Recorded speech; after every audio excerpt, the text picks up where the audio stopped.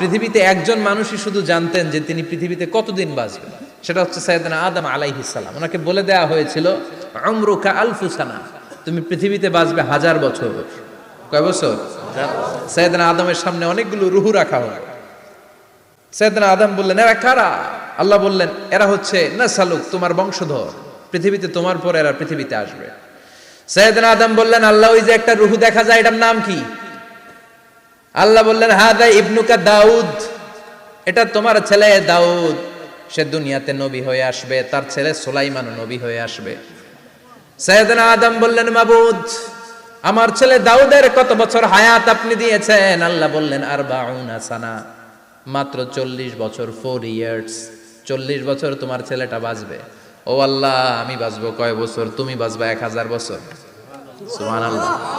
সাইয়েদনা আদম বললেন, মাবুদ, এত ফুটফুটে সুন্দর আমার ছেলে দাউদ, মাত্র 40 বছর দিলেন কেন? জিদ মিন উমরিহি, বাড়ায়া দেন। কি করেন? সুপারিশ করতেছে পোলার লাইগা কে? বাবা। আল্লাহ আপনি বাড়ায়া দেন। আল্লাহকে বাড়ানো যাবে না, লেখা হয়ে গেছে। রুফিআতিল আকলাম ওয়া জাফফাতিস সুহুফ, কলম তুলে নেওয়া হয়েছে আর কালি শুকায় গেছে, আর কিছু করা যাবে? সাইয়েদনা আদম বললেন, মাবুদ, আমার 1000 বছর কেন দিলেন?